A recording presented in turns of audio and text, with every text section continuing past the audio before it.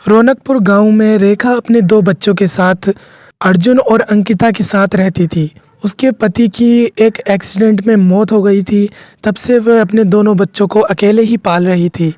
इस टाइम उनके घर में बहुत फाका था, इसलिए अंकिता अपनी माँ से बोलती है, माँ आप कब तक अकेले परेशान होगी, कब तक अकेले ही काम करोगी? ऐसे तो आप बहुत परेशान हो जाओगी और आपकी तबीयत भी अब ठीक नहीं रहती है। हम भी अब बड़े हो चुके हैं माँ, अब हम भी कुछ काम करना चाहते, हम भी आपकी मदद करना चाहते हैं। हाँ माँ, अंकिता बिल्कुल ठीक कह रही है। अब आप बहुत कमज़ोर हो चुकी हो, तो अब हम कुछ काम करके आपकी मदद करेंगे और घर का खर्चा भी देख लेंगे। आपको परेशान होने की ज़रूरत नहीं है। अच्छा ठीक है बच्चों, अगर तुम कुछ कर सकते हो तो कर लेना, लेकिन ज़्यादा मेहनत का काम मत करना, ठीक है बच्चों? अपना ख्याल रखना। मैं अब काम पे जा रही हूँ। अर्जुन, अब हमें जल्दी कोई काम ढूंढना होगा ताकि हम माँ की मदद कर सकें। अब तुम भी काम ढूंढो और मैं भी काम ढूंढती हूँ कोई सा।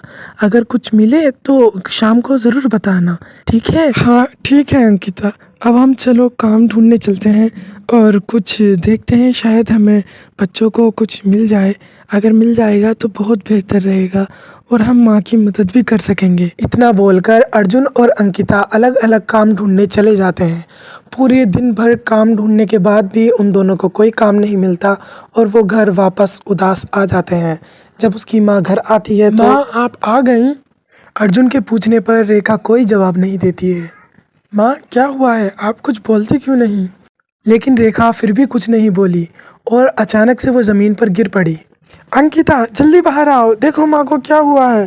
जैसे तैसे कर कर दोनों बच्चों ने माँ को संभाल कर और बेड पर लिटाल दिया। अर्जुन अब क्या होगा? माँ की तो तबीयत खराब हो गई, अब हम इनके लिए दवाई कहाँ से लाएंगे? हमारे पास तो पैसे भी नहीं है। हाँ अंकिता, अब क्या होगा? अब हम माँ के इलाज के लिए पैसे कैसे लाएंगे? हमें तो आज कोई काम भी नहीं मिला, अब तो हमें कुछ करना होगा। इतना कहकर दोनों बच्चे उदास हो जाते हैं। अर्जुन, हमें इस गांव में तो काम नहीं मिला, अब हम दूसरे गांव जाते हैं।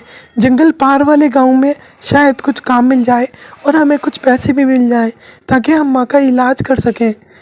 हाँ अंकिता, तुम ठीक कह रही हो, अब हमें जंगल पार ही जाना होगा। वहाँ पे काफ़ी ज़्यादा काम भी है और हम वहाँ से कुछ पैसे जमा करके लाएंगे और माँ का इलाज कर लेंगे। दोनों बच्चे जंगल पार कर रहे होते हैं, तभी उन्हें एक पेड़ से आवाज़ आती है। हे प्यारे बच्चों, मेरी मदद करो। अगर तुम ऐसा कर पाते हो और मुझे इस श्राप से मुक्त करा देते हो तो मैं तुम्हारी सारी परेशानियां दूर कर दूंगा। ये सुनकर अर्जुन हैरान होकर बोलता है, क्या तुम सच में हमारी परेशानी दूर कर सकते हो? हम तुम्हें कैसे इस श्राप से आज़ाद करा सकते हैं, बताओ हमें। अगर तुम मेरी जड़ों में जूस डाल देते हो तो मैं इस श्राप से मुक्त हो जाऊंगा और मैं तुम्हें धन दौलत दूंगा। हाँ मैं ये कर सकती हूँ और मैं तुम्हारी जड़ों में जूस डाल सकती हूँ, लेकिन इसके बदले में हमें इतने पैसे चाहिए ताकि हमारी माँ का इलाज हो सके। क्या तुम हमें पैसे दोगे? हाँ मैं तुम्हें उससे भी ज़्यादा पैसे दूंगा। इतना सुनकर वह गांव की तरफ दौड़ी और जितने भी पैसे थे उसके पास वो सारे जमा किए और उनसे जूस लेने गई। क्योंकि उसकी माँ की हालत बहुत ख़राब थी, इसीलिए वो जल्द से जल्द जूस लेने गई थी और दौड़ती हुई जल्द से जल्द आई, क्योंकि टाइम बहुत कम था और माँ को दवाई भी देनी थी। वो जल्द से दौड़ती हुई आई और उस पेड़ की जड़ों में वो जूस डाल दिया। जूस डालते ही एक जादू हुआ और वो पेड़ वहाँ से धीरे धीरे करके गायब होने लगा। जैसे ही पेड़ गायब हुआ वैसे ही अंकिता के हाथ में एक बड़ा सा पैसों का थैला दे गया। इतने ज़्यादा पैसे, अब तो हम इनसे अपनी माँ का इलाज अच्छे से कर सकेंगे। शुक्रिया जादुई पेड़। ये सिर्फ इतने ही पैसे नहीं हैं, इसमें कभी पैसों की कमी नहीं होगी। जैसे ही तुम इसमें से पैसे निकालोगे उतने ही पैसे इसमें वापस आ जाएंगे। ये एक जादुई थैला है। ये सुनकर बच्चे और ज़्यादा खुश हो जाते हैं और उसके बाद वो धन्यवाद करने के बाद वापस अपने गांव लौट जाते हैं और अपनी माँ का अच्छे से इलाज कराते हैं और फिर उसके बाद उन्हें कभी पैसों की कमी नहीं होती और वो खुशी खुशी अपनी ज़िंदगी जीने लगते हैं। करण, रोहित, राघव तीनों भाई भाई थे। माँ बाप के मर जाने के बाद करण के ऊपर ही दोनों भाइयों की जिम्मेदारी थी। उसने ही उन्हें पढ़ाया लिखाया और उनकी नौकरी लगवाई। भाभी सीता और करण ने उनकी शिक्षा दीक्षा बहुत मेहनत से की थी। एक रात तेज आंधी तूफान तूफान के चलते करण की सारी फसल खराब हो गई और सारे पेड़ खराब हो गए। ये देखकर करण बहुत उदास हो गया। करण के पास अब इतने पैसे नहीं थे कि वह दोबारा से अपनी खेती शुरू कर पाता। इसीलिए सीता अपने दोनों देवरों के घर चली गई और अपनी देवरानियों से कहा, पूजा, हमें पैसों की सख्त जरूरत है। हमारी सारी खेती खराब हो चुकी है। अगर हमने जल्दी सही नहीं की तो हमारे खाने के भी लाले पड़ जाएंगे। ये सुनकर उसकी देवरानी पायल बोलती है, लो आ गई भिखारन मांगने के लिए। थोड़े पैसे क्या देखिए, एकदम चली जाती है। पत्नी से पता कहाँ से चल जाता है कि हमारे पास पैसे आ गए। अरे पायल, ये लोग होते ही ऐसे हैं। पता नहीं इन्हें पैसों का कैसे पता चल जाता है कि घर में पैसे आ गए। जैसे ही पता चला वैसे ही देखो मजबूरी बनाकर वो मांगने चली आई। कोई पैसे उसे नहीं मिल रहे हैं तुम्हें, समझी? ये सुनकर सीता बोलती है, ऐसा मत बोलो पूजा। अगर जल्दी हमें पैसे नहीं मिले तो हमारे खाने के भी लाले पड़ जाएंगे, क्योंकि हमारे पास सिर्फ खेती ही है। अगर हमारी खेती नष्ट हो गई तो हम कहाँ से खाएंगे, कहाँ से हम अपना पेट पालेंगे? पूजा ऊंची आवाज में बोलती है, हमें क्या पता, तुम्हारा ठेका जो हमने ले रखा है। चलो जाओ यहाँ से, कोई पैसे नहीं मिल रहे हैं अब तुम्हें, समझी तुम? अब अपने घर चली जाओ, नहीं तो धक्का देके निकालेंगे हम तुम्हें यहाँ से। सारा पोछा लगाया था अभी, वो भी गंदा कर दिया। अब खड़े खड़े मुंह क्या देख रही हो, खाओगी क्या हमें? चलो जाओ अब यहाँ से, कोई पैसे नहीं मिल रहे हैं। इतना सुनकर सीता अपने घर लौट जाती है। बहुत हुआ, इन लोगों की शिकायत करनी पड़ेगी। रोहित से तुम शिकायत जरूर करना। रोहित के आने पर पायल उससे झूठी झूठी शिकायत करती है। रोहित, आज फिर सीता भाभी पैसे मांगने आई थी और जब हमारे पास नहीं थे तो हमने मना किया तो हमारे पास उल्टा ही गुस्सा करने लगी और बहुत गुस्सा किया और कह रही थी अगर नहीं दोगी तो मैं जबरदस्ती निकाल लूंगी। बहुत डांट के गई। अच्छा, ऐसा किया उन्होंने?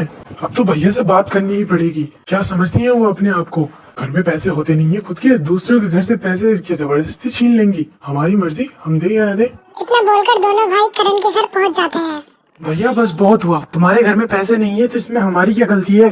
तो हमारे घर पे क्यों बार बार तुम पैसे लेने पहुंच जाते हो? भाभी कल फिर गई थी, पायल और पूजा को खूब खरी खरी सुना के आई हैं, खूब लड़के आई हैं उनसे। हाँ भैया, उन बेचारियों ने तो कुछ कहा भी नहीं था इनसे कि बिला फालतू में उनसे लड़के आई हैं। उन्होंने तो खाली इतना बोला था पैसे नहीं है, बाद में ले लेना, और इन्होंने इतनी सुनाई है उन्हें। अर्जुन बोलता है, ओह, तो तुम्हें अब अपनी भाभी बुरी लगने लगी है। कल तक जिन भाभी ने तुम्हें माँ समझकर पाला था, आज वही तुम्हें बुरी लग रही है। अब वही तुम्हें आज चुभ रही है। हमने सारी संपत्ति अपनी तुम्हें बड़ा बनाने में और पढ़ाने लिखाने में लगा दी। हमने ये करके गुनाह कर दिया जो आज हम गरीब हैं। क्या तुम हमारी इतनी सी मदद नहीं कर सकते? ये सब बोलकर करण अपने खेत पहुंचता है। उदास मन से वो अपने खेत को देखता है तो खेत के बीचों बीच एक बड़ा सा आम का पेड़ खड़ा था। ये देखकर करण हैरान हो जाता है और सोचने लगता है कैसे पेड़ यहाँ पे आया होगा, और कहता है, अरे इतना बड़ा आम का पेड़, वो भी एक रात में उग गया। ऐसा कैसा हो सकता है? ये तो कोई जादू है या फिर कोई चमत्कार। ऐसा कैसे संभव है? एक ही रात में इतना बड़ा आम का पेड़ कैसे उग सकता है? मैं एक जादुई आम का पेड़ हूँ, मेरे आम कभी खत्म नहीं होंगे, तुम इससे अमीर हो सकते हो।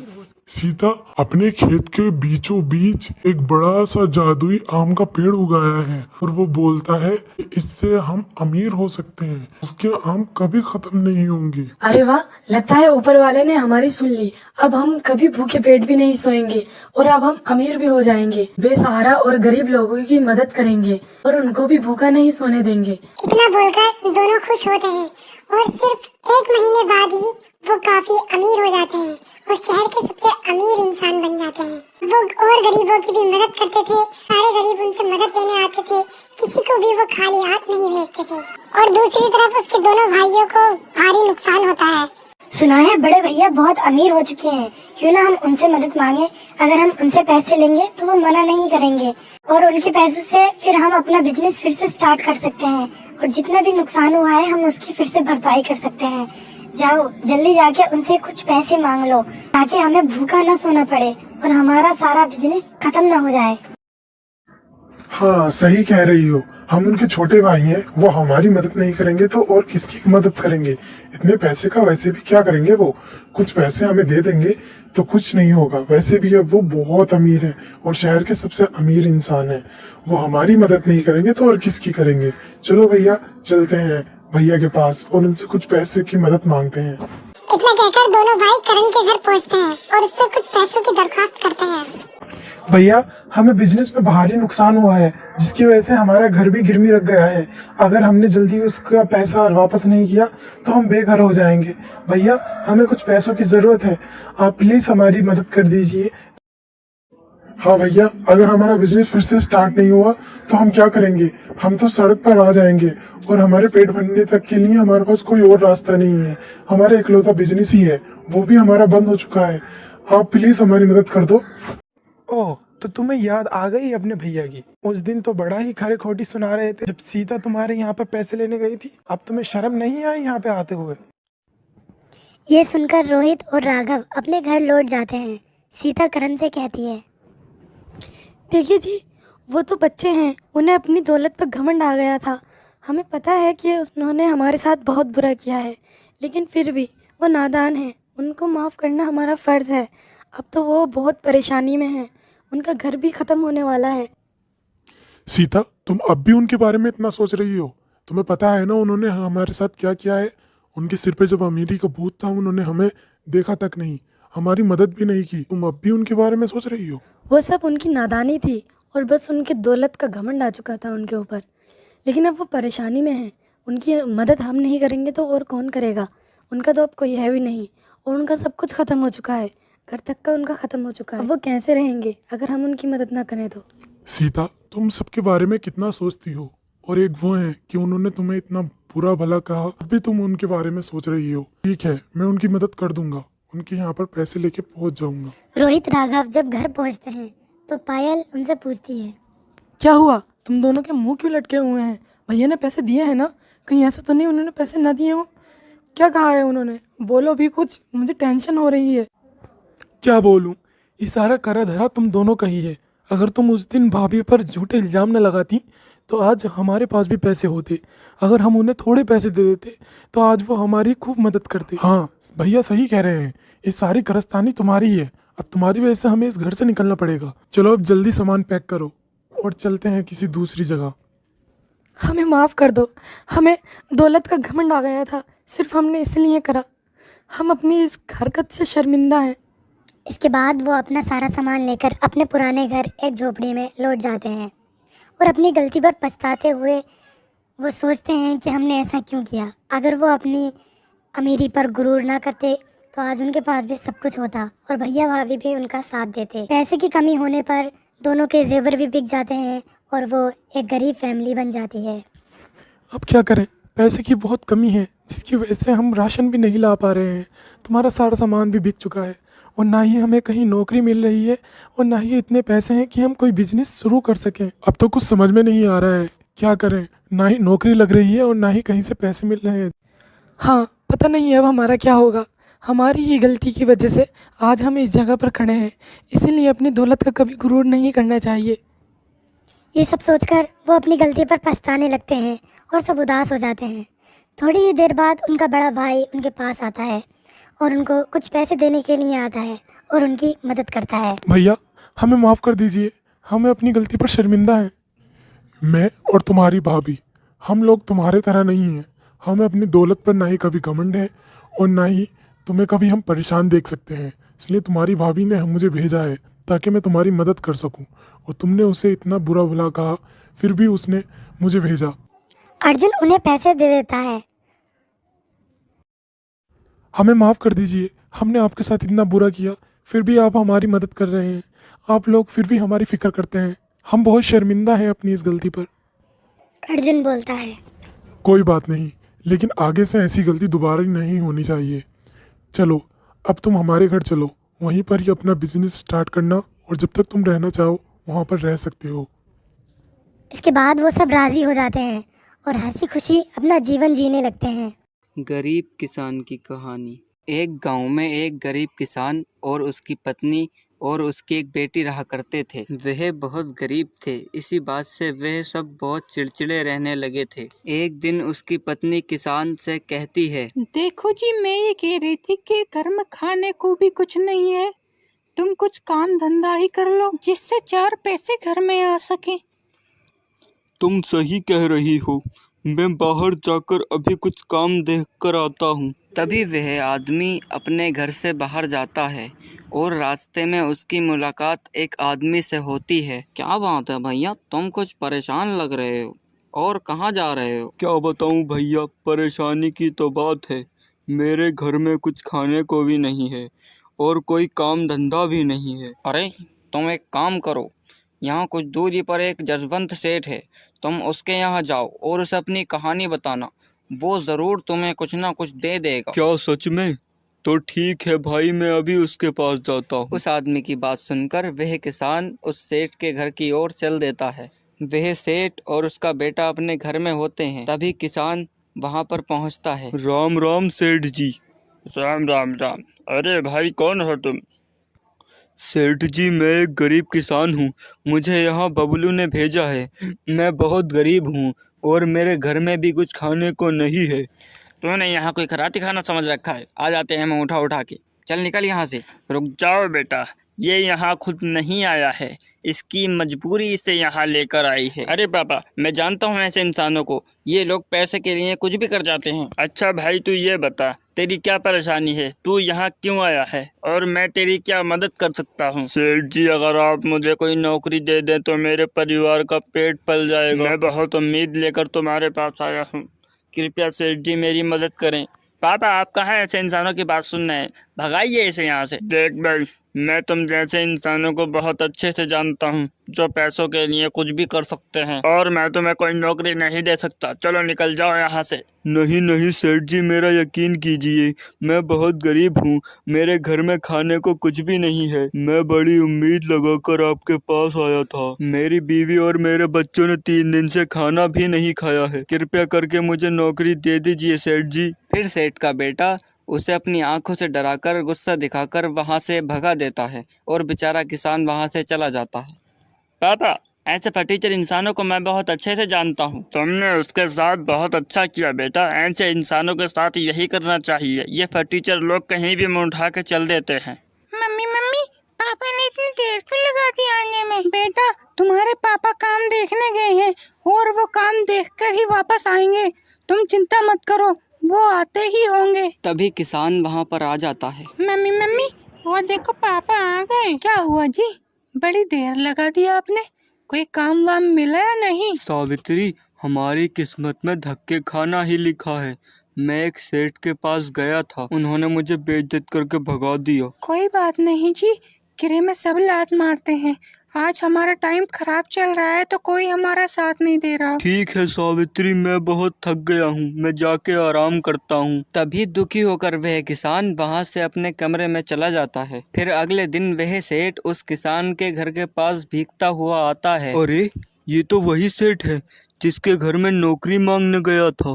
लगता है यह बारिश से परेशान है। फिर किसान सेठ को बुलाता है। अरे सेठ जी, आप बारिश में मत भीगिए, आप बीमार हो जाओगे। मेरे घर के अंदर आ जाइए, जब बारिश रुक जाए तो चले जाना। फिर सेठ किसान को देखकर सोचता है, अरे ये तो वही आदमी है जो मेरे घर नौकरी मांगने आया था और मैंने इसे भगा दिया था। चलो थोड़ी देर इसी के घर में रुक लेता हूँ जब तक बारिश पड़ रही है। फिर सेठ किसान के घर में चला जाता है। किसान बड़े आदर से उसे अपने घर में ले जाता है। सेठ जी, यह मेरा घर है, यहाँ आपको कोई परेशानी नहीं होगी। अरे सावित्री, जल्दी आओ, देखो कौन आया है। तभी किसान की पत्नी और उसकी बेटी वहाँ आती है और उसकी बेटी बोलती है, क्या हुआ पापा, और ये अंकल जी कौन है तुम्हारे साथ? अरे बेटा, ये वही सेठ जी हैं जिनके यहाँ मैं नौकरी मांगने गया था। ये बेचारे बाहर बारिश में भीग रहे थे। नमस्ते अंकल जी। नमस्ते बेटा, नमस्ते। अच्छा ठीक है, आप लोग बैठिए, मैं भी चाय बना कर लाती हूँ। अरे नहीं नहीं भाभी जी, रहने दीजिए, अब बारिश रुक चुकी है, मैं चलता हूँ, मुझे बहुत ज़रूरी काम है।